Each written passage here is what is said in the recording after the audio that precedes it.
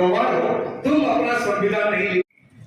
और इस परिस्थिति में आजादी का आंदोलन के समय राष्ट्र निर्माण की हमारे जो मौलिक अवधारणाएं थे, जो fundamental tenets of nation making जो थे, उसको दरकिनार करते हुए आज 76 ईयर ऑफ इंडिपेंडेंस जब मना रहे हैं, उस आजादी का आंदोलन के जो मूलभूत सिद्धांत, उन तमाम मूलभूत सिद्धांतों का, उन सिद्धांतों के ऊपर भयंकर रूप से हमला हो रहे हैं।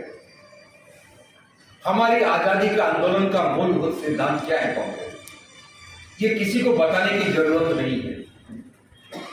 एक उदाहरण मैं आपको देना चाहूंगा। जब भारत को आजादी मिली, उस समय ब्रिटिश साम्राज्यवाद जो हमारे 200 साल तक शोषण करता रहा,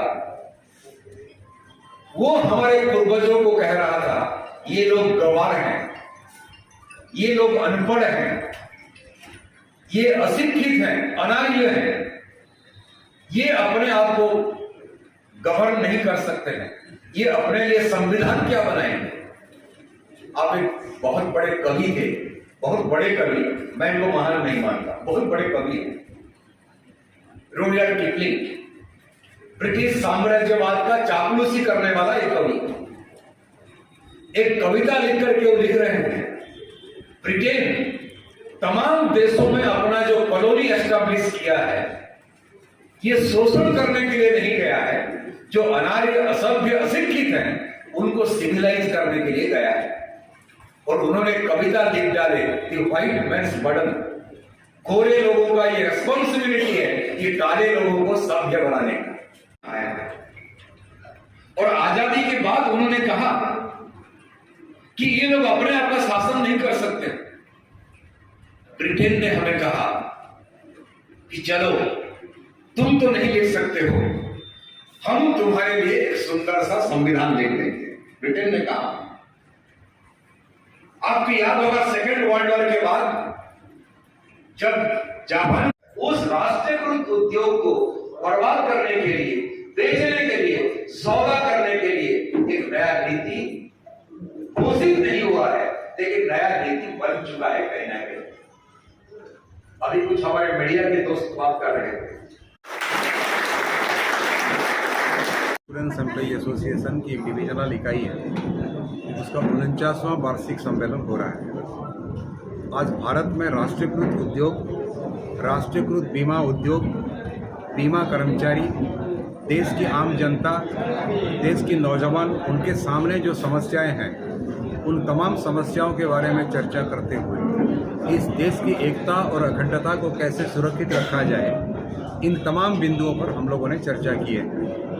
जैसा ये सर्वजन विदित है कि LIC एक बेहतरीन राष्ट्रीयकृत उद्योग है। 5 करोड़ की मूल पूंजी से अपना कारोबार शुरू करते हुए LIC ने आज 42 लाख करोड़ की एसेट या परिसंपत्ति खड़ा किया है।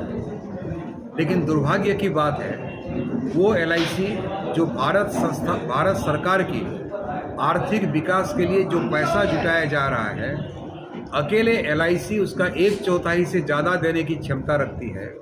आज विकास का हवाला देते हुए उस LIC को विनाश करते हुए निजीकरण की राह पर LIC को धकेले जा रहा है। हम इसके खिलाफ हैं और हम भारत की जो आम जनता, हमारी जो बीमा धारक, जो जनप्रेमी, जो देश प्रेमी जनसाधारण है, उनको लामबंद करते हुए इसके खिलाफ संघर्ष का निर्माण करेंगे। दूसरी बात है कि तमाम कोशिशों के बावजूद या साजिशों के बावजूद LIC जो बेशुमार प्रगति हासिल की है, हमारी डिमांड है कि उस प्रगति का फ़ायदा LIC के कर्मचारी, हमारे पॉलिसी होल्डर और विशेष करके देश के बेरोजगार नौजवानों को पहुंचना चाहिए। जैसा आप तमाम साथियों को मालूम है कि आज भारत में जो बेरोजगारी की जो आलम है, पिछले 38 सालों में बेरोजगारी इतना भयंकर स्थिति में नहीं थी जितना आज है। तो हमारी ये समझदारी है, जब LIC आज के परिस्थिति में भी 68% से ज़्यादा की ग्रोथ दर्ज कर रहा है, हर साल भारत सरकार को 4.5 लाख से 5.5 लाख करोड़ का पूंजी दे रहा है, सरप्लस दे रहा है, तो फिर नौजवानों को भी रोजगार देनी चाहिए ताकि नौजवानों को रोजगारी काम नहीं कर रहे हैं। भारत में जो निजी क्षेत्र में लाइफ इंश्योरेंस कंपनी है, उनके कर्मचारियों से भी LIC के कर्मचारी ज़्यादा एफिशिएंट है। ये डाटा साबित किया है। इसलिए हमने डिमांड कर रहे हैं कि हमारे कर्मचारियों के लिए उस ग्रोथ का एक हिस्सा 40% का वेतन पुनरीक्षण के माध्यम से भी दी जाए। चौथी बात, हम ये समझते हैं LIC का ग्रोथ, पब्लिक सेक्टर की ग्रोथ, जनता की कल्याण तब हो पाएगा जब भारत में एकता कायम रहेगा। आज जाति, धर्म और वर्ण का हवाला देते हुए जो और गणेश को लेकर के अभी राजनीति होने वाला है, कहीं